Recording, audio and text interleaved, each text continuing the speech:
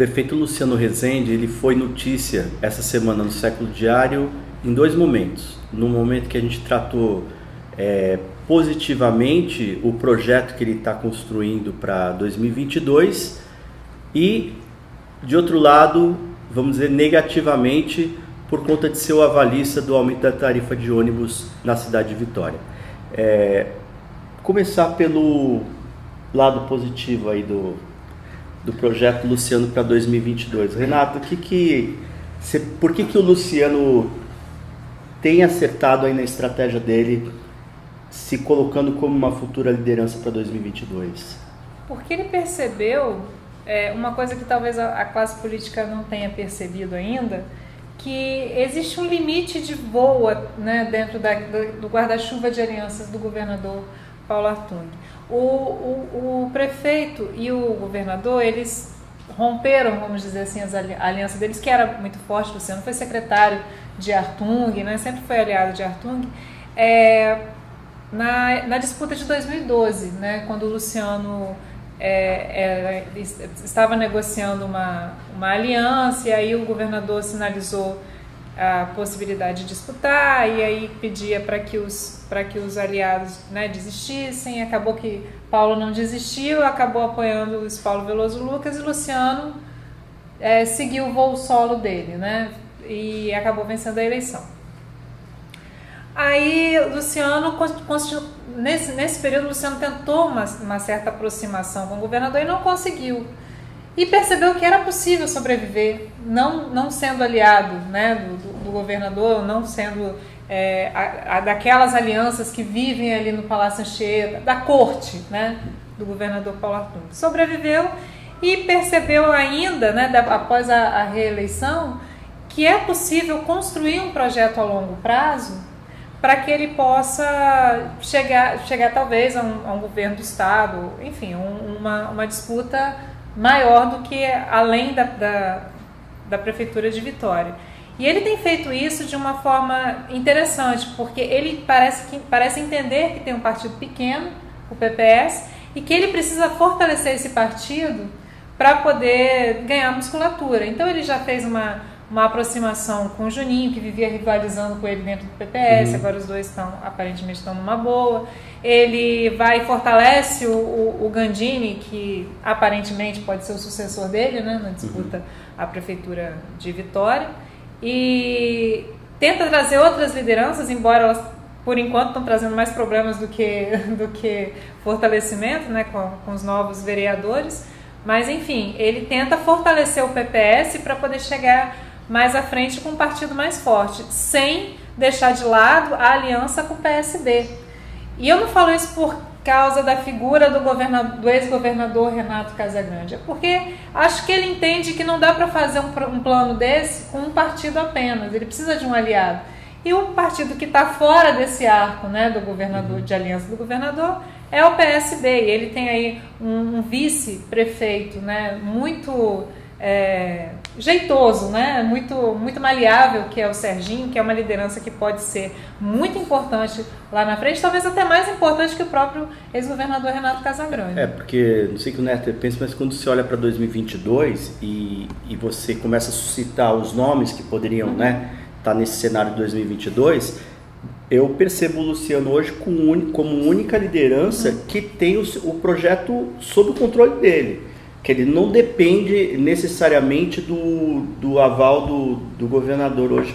A gente fez uma série essa semana, né, mostrando como as outras lideranças que estariam aptas a esse processo pós-Paulo Artung, pós-Renato Casagrande em 2022, como essas lideranças têm dificuldades para poder chegar lá com um tamanho considerável para isso. Eu vejo ele melhor posicionado hoje. Né?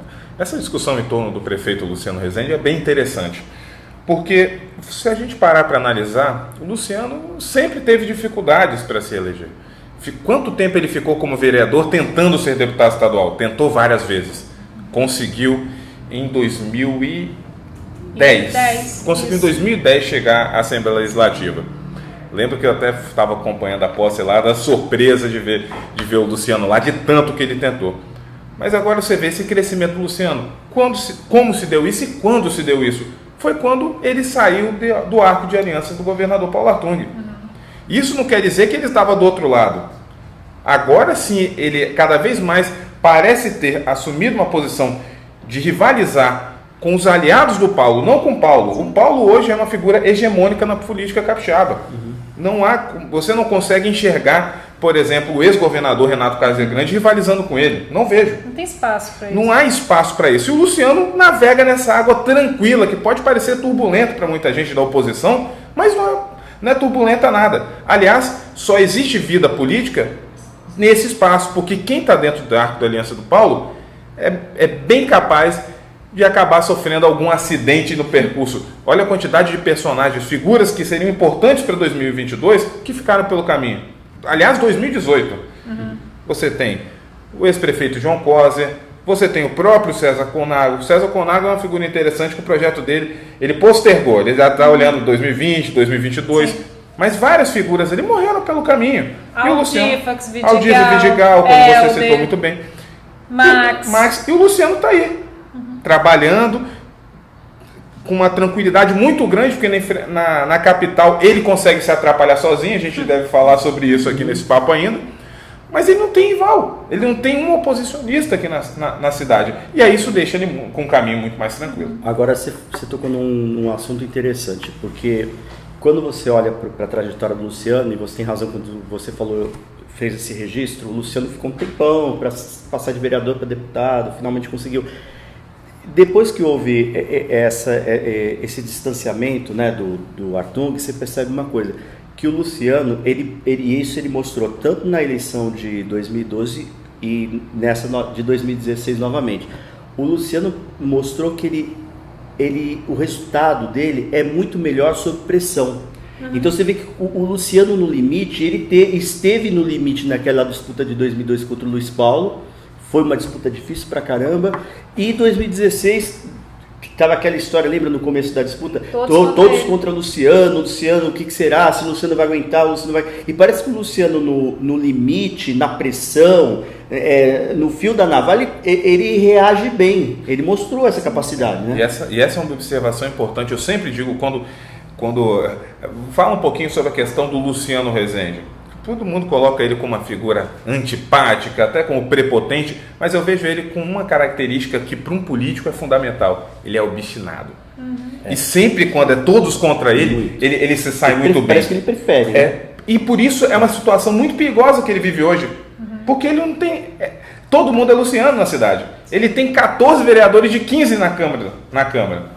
Arriscado a esse único vereador de oposição entrar numa composição para o governo. Então, olha que situação. Eu acho que o Luciano ele está entrando numa situação confortável até demais para ele. Aproveitando que você puxou essa história, né, da cidade de Vitória, da Câmara e tal, porque talvez essa autoconfiança, essa confiança extrema, né, que ele, né, talvez isso possa trabalhar ele realmente. A gente pula para o assunto seguinte, que é justamente o aumento da tarifa de ônibus, que quando a gente entende melhor, e o Henrique mostrou isso muito bem na reportagem que ele fez sobre o aumento da tarifa, você percebe que nos bastidores, como as coisas funcionaram e vamos dizer assim, claramente, o descompromisso do poder público em relação ao custo da passagem, que se você for comparar com o Transcol, que a gente acaba usando como referência, embora seja um sistema completamente diferente de Vitória, mas justamente até por isso, você vê que uma diferença de 5 centavos não parece razoável, né? E eu acho que isso ficou, quando essa matéria, repetindo, essa matéria do Henrique, que foi bastante esclarecedora, ela mostra como se deu os bastidores dessa negociação, e você percebe que aquilo já estava previamente acordado entre a prefeitura e a empresa que opera o sistema. E falando em mobilidade urbana, talvez esse seja o grande fiasco da fraco administração do Luciano Rezende. A gente não pode esquecer o Integra Vitória, o Desintegra Vitória. Escândalo dos táxis. Aí você vem para a questão dos táxis, essa polêmica com o Uber, tudo isso é ligado à questão da mobilidade urbana. Mirou-se muito na questão da bicicleta, a bicicleta como lazer, não como modal de transporte. Bastante, né? Inclusive, né? E agora a gente chega num problema que a gente já sabe, que a questão dos ônibus municipais não é uma questão tão simplista quanto tenta colocar o Coronel Emerick, que é o secretário de transportes. Aliás, secretário de transporte que é um cargo raro, está parecendo técnico de time de futebol, não fica. Oitavo em 4 anos de gestão, agora caminhando para o 5º. E aí você olha, a questão dos ônibus municipais é muito sensível, afeta a vida do morador de Vitória, tanto que há resistência dessa integração com o Transcol. É um discurso extremamente simplista colocar, não, a gente manteve a tarifa com 5 centavos de diferença, manteve com 5 centavos de diferença do Transcol. O Transcol é uma coisa, as linhas municipais são outras. Quando veio o Integra Vitória, a gente viu a população que não é contemplada pelo Transcol e que foi para a rua protestar. Agora, com esse aumento abusivo, por que 16%?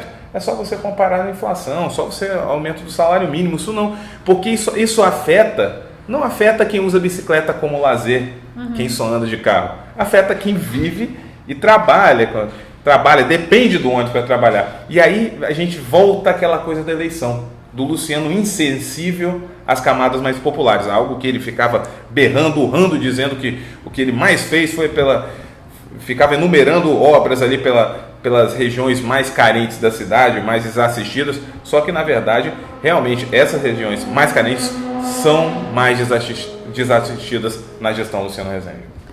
Isso é um problema muito sério para quem tem um projeto político futuro, né, de voo mais alto, porque não basta você ter uma boa estratégia política, você ter bons aliados, você ter, né, toda essa costura político-partidária, você precisa ter popularidade, você precisa ter voto, você precisa ampliar a sua imagem para fora de Vitória. Quando o ex-prefeito João Coser terminou os 8 anos de mandato dele, mesmo com todos os desgastes de denúncias de corrupção, que a gente, né, lembra da gestão João Coser terminou o 2º mandato dele com uma projeção, né, da sua gestão em Vitória para todo o estado. Claro que veio o desgaste do PT, veio todos aqueles desgastes que acabaram minando a capilaridade do Coser. E também o fato dele estar dentro daquele guarda-chuva que a gente já tinha falado aqui. Agora, ele tinha uma projeção para fora de Vitória.